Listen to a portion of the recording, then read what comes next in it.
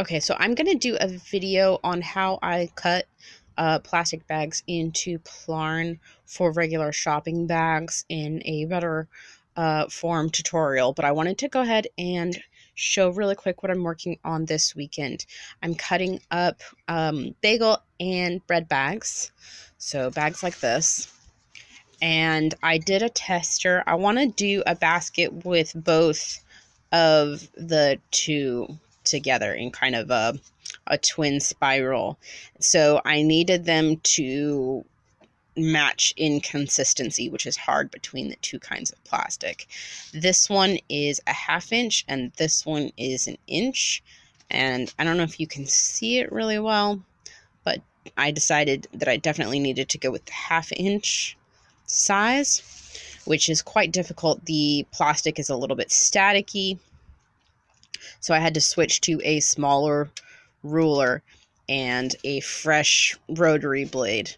But basically what I do is I just line a few of them up and I use the ruler, set them on there, mark my 1/2 inch mark, and cut that way. When I do shopping bags, I go by 2 inches. So this is a lot smaller than I normally do to make up the difference in the different kind of plastic. It stretches, it grips the crochet needle as you're working it. It has a totally different thickness and stretch and feel to it. It's much firmer than these sort of yeah, it's just different. So anyways, but I've gotten enough now.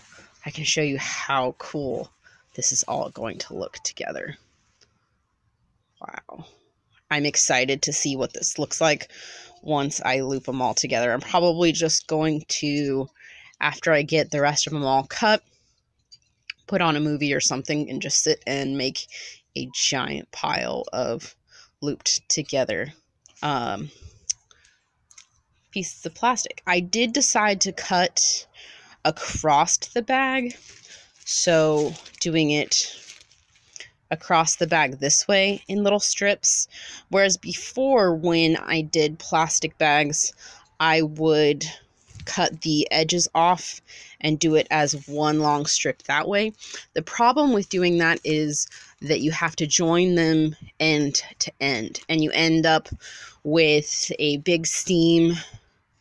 You end up with a knot, basically, of wherever you joined one end. And those two ends, even if you put them into the back of the work, they still stick out, and they don't make like a nice, smooth back to it. So I didn't want that look for this basket. I wanted it to be a project basket, so I don't want all of the things to get kind of lost and caught in this kind of bird's nest in the center of it. I want it to be smooth and concise on the inside as well. So I definitely wanted to figure out how to do a looped version. I just had to kind of play with it for a little while and figure out right for going with the regular 2 inch Plarn that I normally do.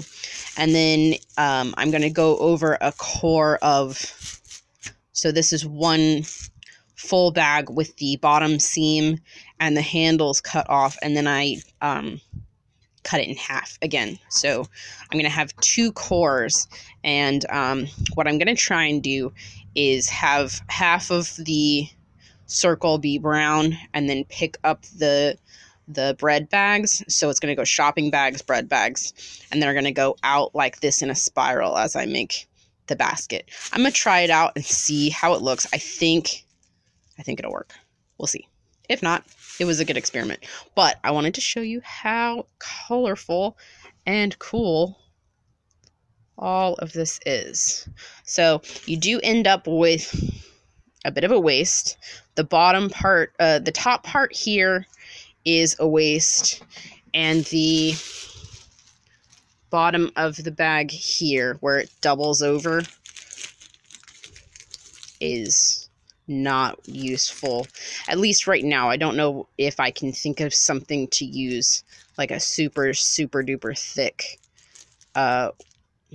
one with. Once again, I would almost undoubtedly have to, because this is seam, I cut it right where the seam hits. I would have to split the seam open and then join it a straight join end to end. So anyways, we shall see what that looks like, but I'm excited. This is a lot more work to cut them this small for sure, but I think it will pay off.